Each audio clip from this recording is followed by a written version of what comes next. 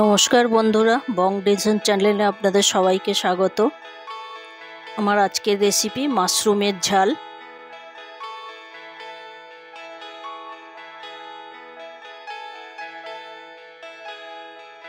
আমি মাশরুমগুলো ভালোভাবে কেটে পরিষ্কার করে নেব।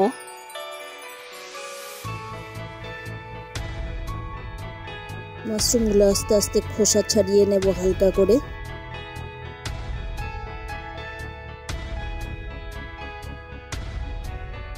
প্রত্যেকটা মাশরুম আমি পরিষ্কার করে নেব।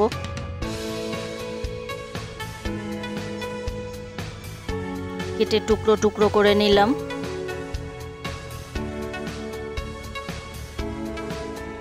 সাইজটা আপনাদের পছন্দ মতো রাখবেন। কিছু কিছু মাশরুমের আমি গাটা চেঁচে দেব।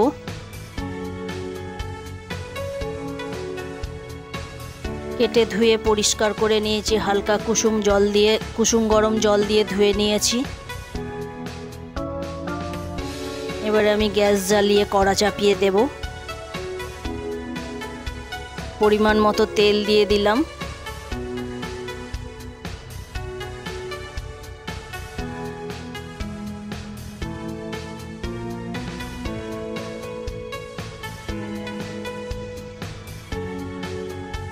তেল গরম হয়ে গেলে পেঁয়াজগুলো দিয়ে দিলাম।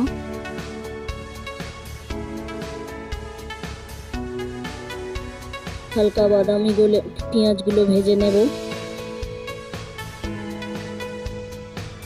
নুন দিয়ে দিলাম পরিমাণ মতো। আদা রসুন গ্রেট করে দিয়ে দিলাম। চামচ আদা রসুন বাটা দিয়েছি।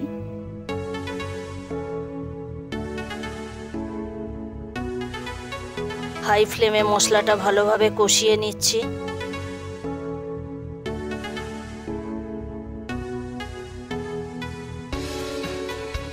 এবারে আমি কাঁচা লঙ্কা আর জিরে বাটা দিয়ে দিলাম।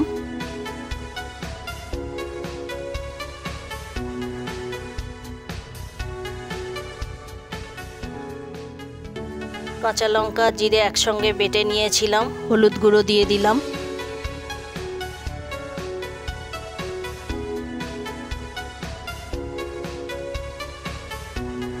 লাল লঙ্কার গুঁড়ো দিলাম। এটা একটু ঝাল ঝাল হবে। লঙ্কাটা আপনাদের পরিমাণ মতো দেবেন, ঝাল অনুযায়ী ইচ্ছা অনুযায়ী দেবেন।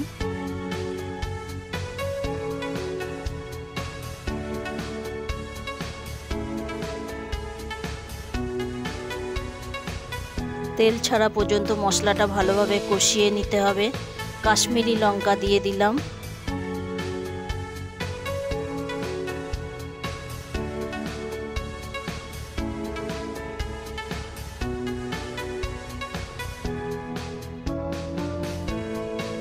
অল্প একটু গোলমরিচ ক্রাশ করে দিয়ে দিলাম।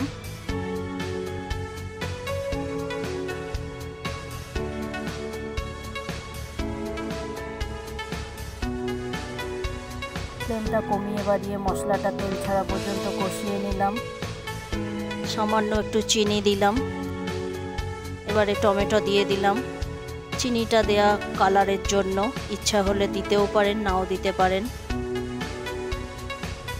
সামান্য পরিমাণে জল দিয়ে ভালোভাবে মশলাটা কষিয়ে নিচ্ছি।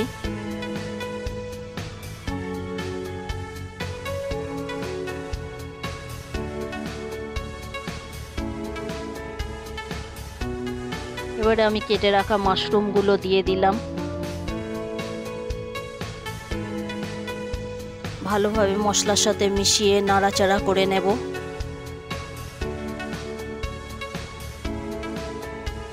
ফ্লেমটা জোর করে রাখা থাকবে, মাশরুম দিয়ে নালে ভীষণ জল বেরোয়।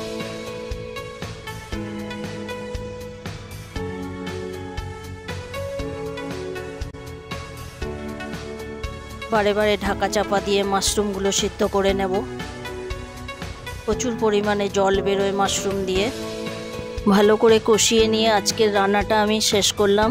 যদি ভালো লাগে আমার এই রেসিপি, অবশ্যই কমেন্ট করে জানাবেন। নমস্কার।